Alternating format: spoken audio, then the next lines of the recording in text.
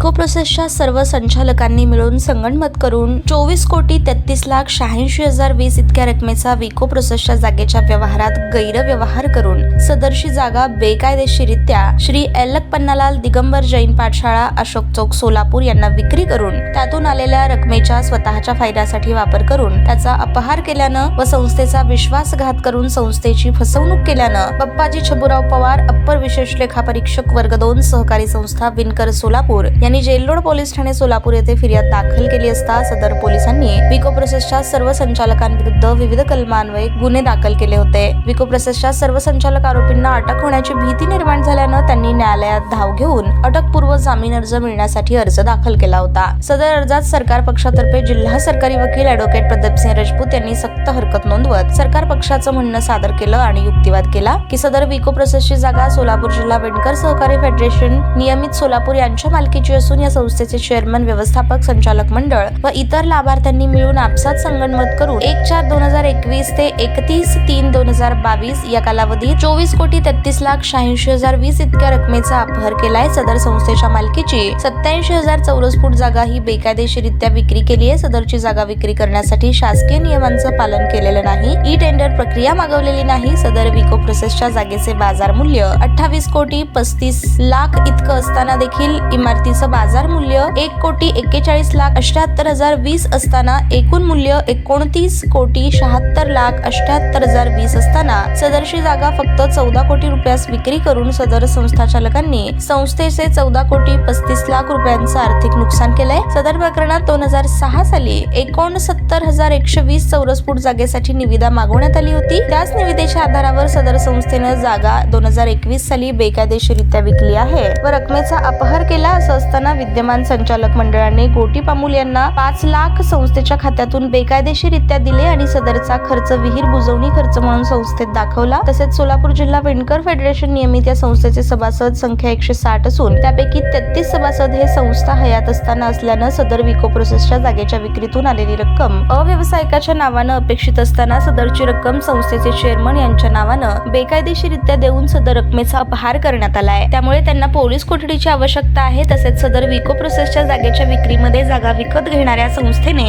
आरोपी संचालक यांच्याबरोबर संगनमत केला आहे का, तसेच गोष्टीसाठी कोणकोणत्या व्यक्तींनी मदत केली आहे, अपहार रक्कम स्वीकारली आहे याचा देखील तपास सर्व आरोपी संचालक यांच्याकडे करणं आवश्यक आहे। त्यामुळे सदर आरोपींचा अटकपूर्व जामीन अर्ज फेटाळण्यात यावा। जिल्हा सरकारी वकील ॲडव्होकेट प्रदीपसिंह राजपूत यांचा युक्तिवाद ग्राह्य धरून कोर्टानं अविनाश बोमड्यालसह इतर 10 आरोपी संचालकांचा अटकपूर्व जामीन अर्ज फेटाळून लावलाय। आरोपींमध्ये अविनाश प्रकाश बोमड्याल, सहदेव हनुमंत इप्पलपल्ली, संजय भूमय्या कोंडा, यादगिरी बालय्या वर्डेपल्ली, सर्वेश्याम शंकरराव येमूल, श्रीहरी हणमय्या इराबत्ती, व्यंकटेश बालाजी बोगा, लक्ष्मीनारायण शंकर देवसानी, वेणुगोपाल केशव अंकम, सौ कल्पना श्रीधर रापोल, सौ मग्गम्माबाई कृष्णहरी आडम आदींचा समावेश आहे। सदर प्रकरणात सरकारतर्फे जिल्हा सरकारी वकील श्री प्रदीपसिंह राजपूत यांनी काम पाहिलं तर आरोपीच्या वतीने ॲडव्होकेट मिलिंद थोबडे यांनी काम पाहिलं।